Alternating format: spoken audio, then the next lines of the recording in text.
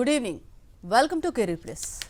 NEET exam రాశారు, rank వస్తుందో రాదో అని టెన్షన్ పడుతున్నారా? డాక్టర్ కావటమే మీ లక్ష్యమా? భాగ్యలక్ష్మి ఎడ్యుకేషనల్ సర్వీసెస్ మీకు అందిస్తోంది. జార్జియాలో ఎంబీబీఎస్, జార్జియాలో మెడిసిన్ చదువుతున్న తెలుగు విద్యార్థుల్లో అత్యధిక శాతం భాగ్యలక్ష్మి ఎడ్యుకేషన్ విద్యార్థులే. జార్జియాలో 4 యూనివర్సిటీలను పరిచయం చేసింది మరియు జార్జియాలో రిజిస్ట్రేషన్ కలిగిన సంస్థ. జార్జియాలో ప్రముఖ మెడికల్ యూనివర్సిటీలో ముఖ్యమైనది యూనివర్సిటీ జిఎంఓడి, డబ్ల్యూహెచ్ఓ, అలాగే ఎన్ఎంసి, ఈసీఎఫ్ఎంజీ ఇన్ యూఎస్ఏ, అలాగే ఎంసీసీ ఇన్ కెనడా, అలాగే ఎంఏసి ఇన్ ఆస్ట్రేలియా వారిచే గుర్తించబడింది. అలాగే ఈరోజు మనతో dean of the faculty of medicine doctor Khatuna Makalatia, అలాగే Bhagyalakshmi educational services MD doctor BSS Prasad garu మనతో ఉన్నారు. మరి జిఎంఓడి గురించి మరిన్ని విషయాలను వారిని అడిగి తెలుసుకుందాం. Hello sir, hello ma'am. Hello. Good evening, welcome to Career Plus. Thank you. Ma'am, first you tell me why one should choose GMOD for medical education. Hello everyone, it's an honor for me to introduce my country, my university. Why one has to choose GeoMed? Because this is the university which is focused on medicine, on teaching medicine, and on giving qualified, high quality education. And for the improvement of that, we can say that our programs which are run on our faculties are accredited as a national and international quality insurance organizations. We've got recently European accreditation of ACQUIN accreditation that proves that our program is high quality program, and also I want to highlight our graduated students who are performing very well. They are showing good results on the exams which they are passing after the graduation. So the high percentage and passing percentage of our university, graduates of our university, is one of the main improvements of high quality education given by us. So that is the main reason why someone has to choose GeoMed. Okay, so అంటే మీరు చెప్పండి, అంటే ఇప్పుడు MBBS అంటే complete అయిపోయిన తర్వాత MBBS చేయాలనుకున్న students కూడా చాలామంది అంటే చాలా యూనివర్సిటీలు వచ్చాయి, అంటే వాటితో పోలిస్తే ఏంటి GMOD? So good evening everyone, నా పేరు doctor BSS Prasad, managing director Bhagyalakshmi education services, Somajiguda circle, Panjagutta. So ఇక్కడ మేము మా భాగ్యలక్ష్మి ఎడ్యుకేషన్ సర్వీసెస్ స్థాపించి 2005లో స్థాపించాము. ఇప్పటికీ 19 సంవత్సరాలు అవుతుంది. చాలామంది స్టూడెంట్స్ మా ద్వారా సర్వీస్ చేసుకున్న వాళ్ళు, గ్రాడ్యుయేట్స్ అయిన వాళ్ళు కావచ్చు, పీజీ చేసిన వాళ్ళు కావచ్చు, ప్రాక్టీస్ చేస్తున్న వాళ్ళు కావచ్చు, చాలామంది ఉన్నారు. సో ఇది కన్సిస్టెంట్గా మేము కంటిన్యూగా ఈ ప్రాసెస్లో ఉన్నాము. సో ముఖ్యంగా మేము చూస్ చేసుకున్న దానిలో ఎంబీబీఎస్ మెడికల్ ఎడ్యుకేషన్ చాలా ఇంపార్టెంట్. ఇప్పుడున్న పరిస్థితిలో మేజర్గా ఇంటర్మీడియట్ స్టూడెంట్స్ అందరూ కూడా ఎంపీసీ, బైపీసీ మేజర్గా చూస్ చేసుకున్నది ఎంపీసీ, బైపీసీ. సో అందులో ఎంపీసీ వాళ్ళకు ఏ కోర్స్ అయినా కానీ, ఏ కాలేజీలో అయినా ఇంజనీరింగ్ ఏదో ఒక సీట్ ఖచ్చితంగా వస్తుంది. కాకపోతే బైపీసీ విషయంలో ఎంబీబీఎస్ రావడం అనేది చాలా కష్టం. సో ఇక్కడ ప్రతి సంవత్సరము ఎంబీబీఎస్ చేయడానికి నీట్ రాస్తున్న వాళ్ళ సంఖ్య ఎవ్రీ ఇయర్ పెరుగుతున్నది. యావరేజ్గా 3 lakhs ఆల్ ఓవర్ ఇండియాలో చూసుకుంటే యావరేజ్గా 2.5 to 3 lakhs పెరుగుతున్నారు. సో గత 5 సంవత్సరాల్లో చూసుకుంటే 2019లో 11 లక్షల మంది రాస్తే ఇప్పుడు రీసెంట్గా 25 లక్షల మంది అటెండ్ చేశారు, 25 లక్షల మంది అప్లై చేశారు, 23 లక్షల మంది అటెండ్ చేశారు. సో సీట్లు మాత్రం ఆ లెవెల్లో, ఆ రేషియోలో పెరగట్లేదు. ఇప్పుడు మనకు ఆల్ ఓవర్ ఇండియాలో సీట్లు చూసుకుంటే అరౌండ్ 1 lakh ఉన్నాయి. అందులో ఫ్రీ సీట్స్ చూసుకుంటే 50%, 50,000 అరౌండ్ ఉన్నాయి. సో ఈ ఫ్రీ సీట్స్ కాకుండా 35% మేనేజ్మెంట్ కోటా మన ఆంధ్రప్రదేశ్, తెలంగాణలో అయితే దాదాపు 60 లక్షలు. అదే ఎన్ఆర్ఐ కోటా అయితే దాదాపు 1 కోటి చిల్లర అవుతుంది కంట్రీ, యూనివర్సిటీని బట్టి, కాలేజీని బట్టి. సో ఇంత బడ్జెట్ పెట్టి ఇక్కడ మధ్యతరగతి కుటుంబానికి ఇంత ఫీజులు పెట్టి చదివే అంత అవకాశం ఉండకపోవచ్చు. సో కాంపిటీషన్లో చూద్దామంటే 23 లక్షలు రాస్తే 23 లక్షల మంది సీట్లు అయితే ఇక్కడ లేవు. సో నెక్స్ట్ ఏం చేయాలి? వాళ్ళకు ఉన్నాయి 2 ఆప్షన్స్. ఇంకా చెప్పాలంటే 3 ఆప్షన్స్ ఉన్నాయి. లాంగ్ టర్మ్ వెళ్ళి ఇంకొక అటెంప్ట్ చేద్దామా, లేకపోతే కాంప్రమైజ్ అయిపోయి ఇక్కడ ఏదో ఒక కోర్స్ తీసుకుందామా, బీడీఎస్, బిహెచ్ఎంఎస్, బిఏఎంఎస్, లేకపోతే agriculture BSc, B pharmacy, degree. ఇది కాంప్రమైజ్ అయిపోయి లైఫ్లో కాంప్రమైజ్ అయిపోయి ఈ కోర్స్ చేయడమా, లేకపోతే ఎంబీబీఎస్ గురించి ఇంకొక అటెంప్ట్ కోసం లాంగ్ టర్మ్ వెళ్ళడమా, లేకపోతే ఎంబీబీఎస్ అబ్రాడ్ చేయడం. ఇవి మాత్రమే ఉన్నాయి. సో లాంగ్ టర్మ్ చేసినా కానీ ఇక్కడ ఎంబీబీఎస్ అడ్మిషన్ వస్తుంది అని ఖచ్చితంగా చెప్పేవాళ్ళు కానీ, లేకపోతే వస్తుందన్న గ్యారంటీ కూడా ఎవరు ఇవ్వలేరు. ఎందుకంటే ఆ కాంపిటీషన్ అలా ఉంది, ఇది స్టూడెంట్స్ తప్పు కాదు. సో కాంపిటీషన్ ఆ విధంగా ఉన్నది, సీట్లు మాత్రం పెరగట్లేదు. కాబట్టి ఎన్ని లాంగ్ టర్మ్ తీసుకున్నా కానీ వస్తాయన్న గ్యారంటీ లేదు. సో అటువంటప్పుడు ఎంబీబీఎస్ అబ్రాడ్ మాత్రమే ఆప్షన్, స్టూడెంట్స్ కానీ పేరెంట్స్ కానీ ఎంబీబీఎస్ అబ్రాడ్ మాత్రమే ఆప్షన్. ఎందుకు ఎంబీబీఎస్ అబ్రాడ్ ఆప్షన్ అంటే ఇక్కడ బి కేటగిరీ కాంపిటీషన్లో వచ్చిన సీట్ వచ్చేసి 60 లక్షలు, సి కేటగిరీ ఒకవేళ payment seat C category NRI quota institution quota తీసుకుంటే 1 కోటి నుంచి 1 కోటిన్నర కాలేజీని బట్టి ప్రైవేట్ కాలేజీలో ఫీజులు ఉన్నాయి. సో అంత ఇన్వెస్ట్ చేయలేనప్పుడు ఎంబీబీఎస్ అబ్రాడ్ విషయంలో దాదాపుగా 15 లక్షలు 20 లక్షలు 25 లక్షలు టోటల్ ప్యాకేజ్, టోటల్ కోర్సు మొత్తానికి కూడా 15 లక్షల నుంచి 25 లక్షలు కంట్రీని బట్టి యూనివర్సిటీని బట్టి టోటల్ ప్యాకేజ్ కంప్లీట్ చేసుకునే అవకాశం ఉంది. అది కూడా ఈజీ ఇన్స్టాల్మెంట్స్లో, అంటే 1 lakh పర్ సెమిస్టర్ నుంచి దాదాపు 2 lakhs పర్ సెమిస్టర్ లోపల 2 to 2.5 lakhs పర్ సెమిస్టర్ లాగా పే చేసుకుంటూ పోతే ఎంబీబీఎస్ అబ్రాడ్లో మనం కాలేజీలో అడ్మిషన్ తీసుకోవచ్చు. అంటే ఎన్ని టర్మ్స్ గా చేసుకోవచ్చు సార్ ఇది? ఎన్ని టోటల్ ఇయర్కు టూ ఇన్స్టాల్మెంట్స్ ఉంటాయి. సో ఒక ఇన్స్టాల్మెంట్ ఒక సెమిస్టర్ వచ్చేసి 1 to 1.5 lakhs మాక్సిమం. ఎంత మంచి కాలేజ్ అయినా 2 to 1.5 lakhs కంటే ఎక్కువ అవసరం లేదు. సో ఆ విధంగా చూసుకున్నానే ఒక 20-25 లక్షల టోటల్ ప్యాకేజ్లో ఈజీ ఇన్స్టాల్మెంట్స్ లోపల ఎంబీబీఎస్ కంప్లీట్ చేసుకోవచ్చు. సరే ఎంబీబీఎస్ బయట ఇంత తక్కువలో అవుతుంది, సరే బాగానే ఉంది. మరి ఎంబీబీఎస్ ఇండియాలో చదివిన దానికి ఎంబీబీఎస్ అబ్రాడ్లో చదివిన దానికి డిఫరెన్స్ ఉంటుందా అన్న ఒక సందేహం ఖచ్చితంగా పేరెంట్స్కు స్టూడెంట్స్కి వస్తుంది. ఇక్కడి క్వాలిటీ ఆఫ్ ఎడ్యుకేషన్ కానీ ఇక్కడ వ్యాలిడిటీ ఆఫ్ డిగ్రీ కానీ ఎంబీబీఎస్ అబ్రాడ్లో చేసిన దానికి కానీ డిఫరెన్స్ ఏమైనా ఉండదా అన్న సందేహం చాలా మంది పేరెంట్స్కి వస్తుంది. సో ఒకప్పుడు ఈ విషయానికి డిఫరెన్స్ ఉండేది. అంటే 2020 September 25th కన్నా ముందు మెడికల్ కౌన్సిల్ ఆఫ్ ఇండియాలో చదివిన స్టూడెంట్స్కు ఎంబీబీఎస్ చదివే స్టూడెంట్స్కు ఇండియా నుంచి అబ్రాడ్కి వెళ్ళి చదివే స్టూడెంట్స్కు రెస్పాన్సిబిలిటీగా ఉండేది. కానీ అంతకన్నా ముందు September 25th 2020 తోటి ఎంసీఐ డిజాల్వ్ అయిపోయి ఆ ప్లేస్లో ఎన్ఎంసీ నేషనల్ మెడికల్ కమిషన్ వచ్చింది. So according to national medical commission మనం ఇండియాలో చదివిన అబ్రాడ్లో చదివిన అందరూ కూడా కామన్గా నేషనల్ ఎగ్జిట్ టెస్ట్ నెక్స్ట్ అనే ఎగ్జామ్ రాసి క్వాలిఫై అయితే ఇక్కడ ప్రాక్టీస్, క్వాలిఫై అయితే పీజీ. ఎంసీఐ ఉన్న టైం లోపల ఎఫ్ఎంజీ రాయాల్సి వచ్చేది, foreign medical graduate exam. Only MBBS abroad వాళ్ళు మాత్రమే, ఇండియా వాళ్ళు రాసేవాళ్ళు కాదు. ఇప్పుడు ఇండియాలో ఫ్రీ సీట్ వచ్చినా, గాంధీలో ఫ్రీ సీట్ వచ్చినా, ఉస్మానియాలో ఫ్రీ సీట్ వచ్చినా, లేకపోతే ఏదైనా ప్రైవేట్ కాలేజ్ లోపల మనం పేమెంట్ సీట్ తీసుకున్నా, ఎంబీబీఎస్ అబ్రాడ్లో చేసిన అందరూ కూడా కామన్గా నెక్స్ట్ అనే ఎగ్జామ్ రాయాలి, నేషనల్ ఎగ్జిట్ టెస్ట్. అది రాసి క్వాలిఫై అయితే ప్రాక్టీస్, క్వాలిఫై అయితే PG. In the sense globalised అయిపోయింది, ఎక్కడైనా చదువుకోవచ్చు, ఇండియాలో అబ్రాడా ఎక్కడైనా చదువుకోవచ్చు.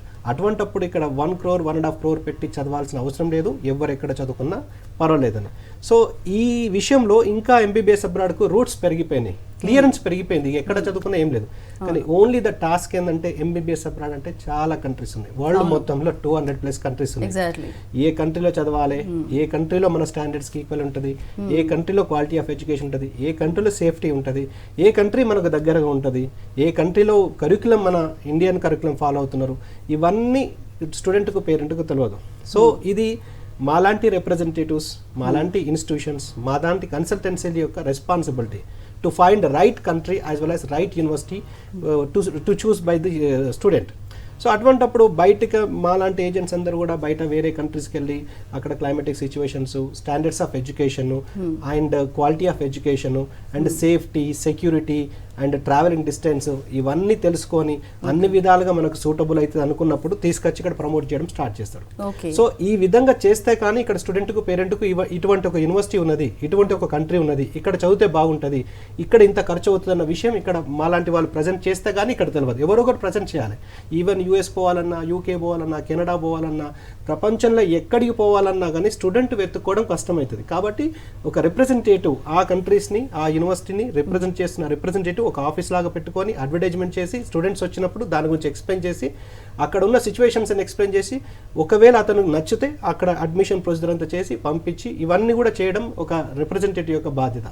సో అందులో భాగంగా మేము చూస్ చేసుకున్నాం. అంటే మొత్తము వరల్డ్ లోపల ఈ 200+ కంట్రీస్లో మనకు అనుగుణంగా అంటే quality of education, standards of education and climatic situation, safety, security and transportation అంటే వెళ్ళడానికి ఎంత అవుతుంది, తర్వాత ఫీజు విషయంలో ఇవన్నీ కంఫర్ట్గా ఉన్న కంట్రీస్ ఆన్ యావరేజ్ మినిమం 14 నుంచి మ్యాక్సిమం 16 to 18 ఉన్నాయి, అంతకంటే ఎక్కువ లేవు.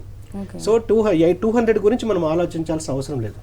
సో ఎక్కడికి పోయినా అంటే ఇండియా మొత్తం పోయినా అని ఈ విషయం మొత్తం కూడా ఈ 14 నుంచి 18 కంట్రీస్ మధ్యన ఉంటుంది.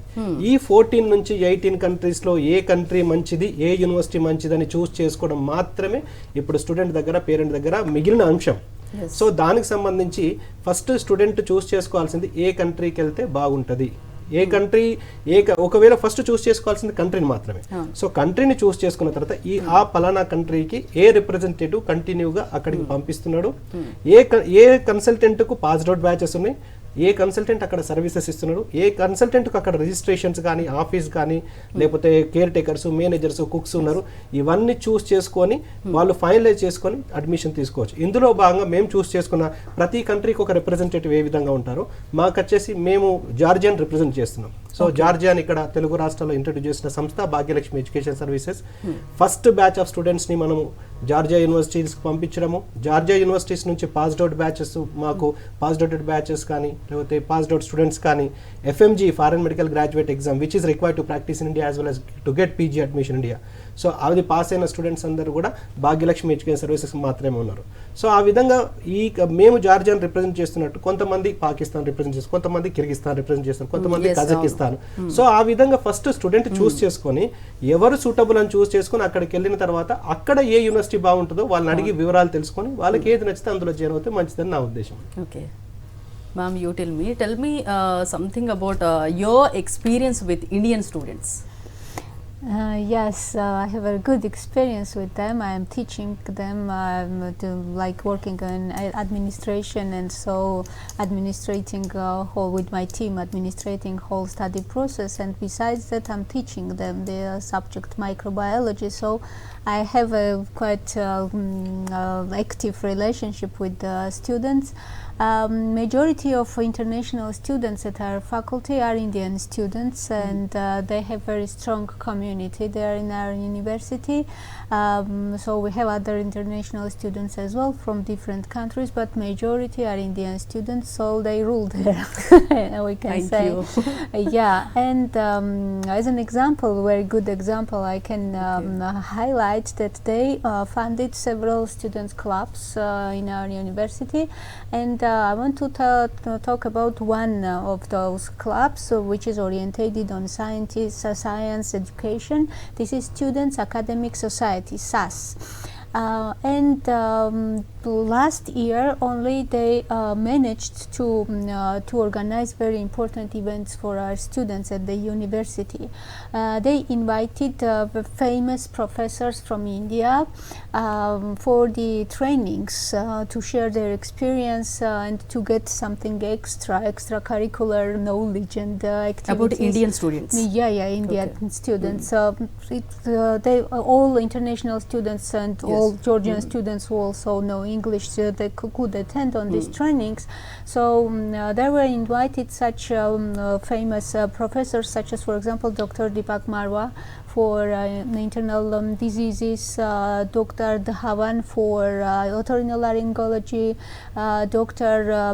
Preeti Sharma for pathology and microbiology. So, and we had professor from Macedonia, and they organized conference for her.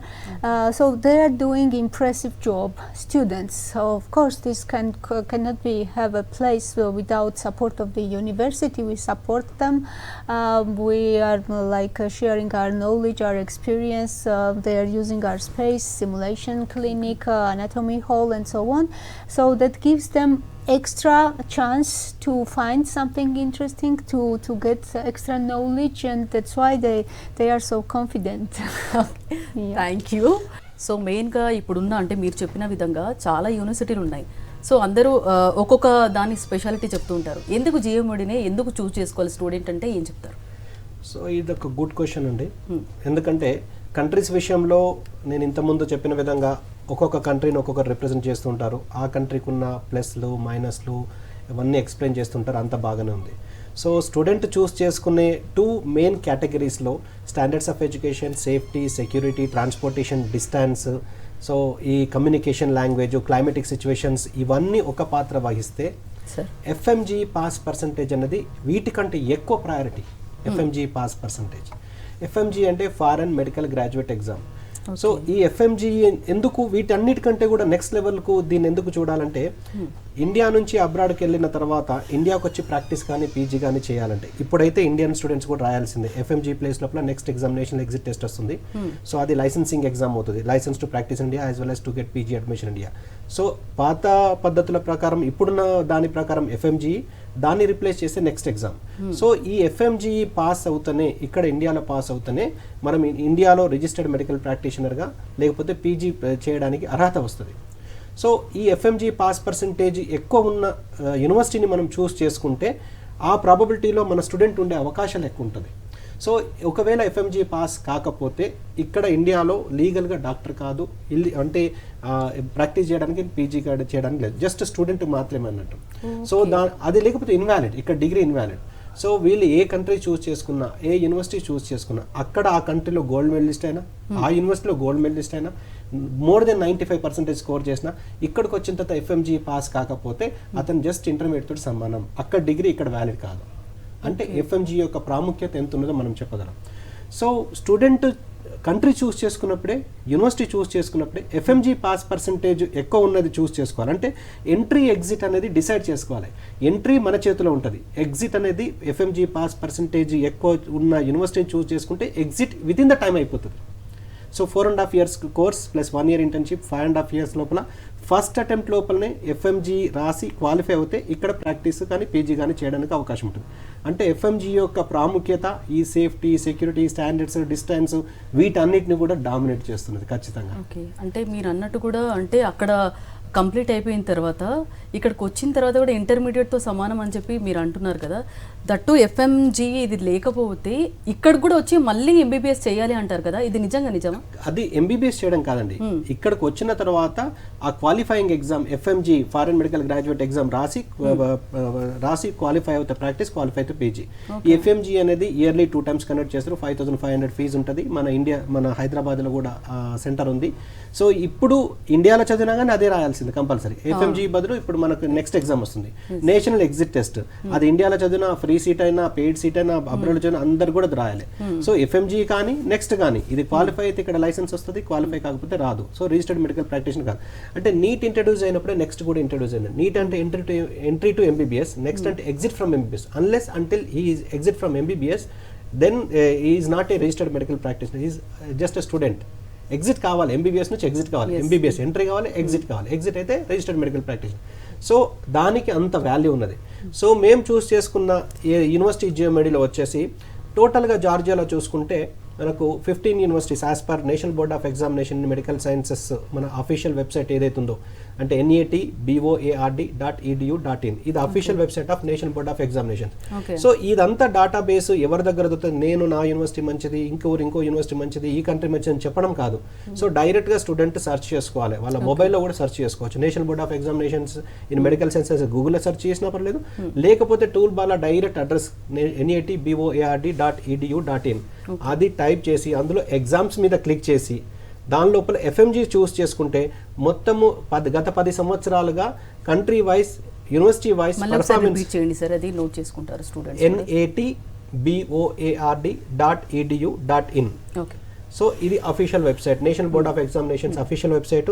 అందులోకి వెళ్ళి ఎగ్జామ్స్ చూస్ చేసుకోవాలి. ఎగ్జామ్స్ చూస్ చేసుకుంటే మన ఎగ్జామ్ ఏంది ఎఫ్ఎంజీ గురించి సెర్చ్ చేయబోతున్నాం కాబట్టి ఎఫ్ఎంజీ మీద క్లిక్ చేస్తే మొత్తం డ్రాగ్ చేస్తే బాటమ్ లోపల గత 10 సంవత్సరాలుగా country wise, university wise performance అనేది అక్కడ మీకు ఉంటుంది. సో ఈ విధంగా మీకు PDF డాక్యుమెంట్ డౌన్లోడ్ అవుతుంది. FMG pass percentage country wise, university wise pass percentage for each year ఉంటుంది. లేటెస్ట్గా అప్లోడ్ చేసింది వచ్చేసి 2022. ఇప్పుడు నేను చూపెడుతుంది 2022 లేటెస్ట్గా అప్లోడ్ చేసిండ్రు. లాస్ట్ ఇయర్ ఇంకా అప్లోడ్ చేయలేదు. సో ఇది ఒక రెఫరెన్స్ అన్నట్టు, ఏ కంట్రీలో ఎఫ్ఎంజీ పాస్ పర్సంటేజ్ ఎక్కువ ఉన్నది, ఏ యూనివర్సిటీలో ఎఫ్ఎంజీ పాస్ పర్సంటేజ్ ఉన్నది. So according to this document 2022 ప్రకారము టోటల్గా జార్జియాలో 15 యూనివర్సిటీస్ నుంచి పాస్డ్ అవుట్ బ్యాచెస్ ఉన్నదని ఒక ఇండికేషన్. ఆ 15 యూనివర్సిటీస్లో నెంబర్ 1లో వేరే ఒక యూనివర్సిటీ ఉన్నది, నెంబర్ 2లో యూనివర్సిటీ జియోమెడీ ఉంది.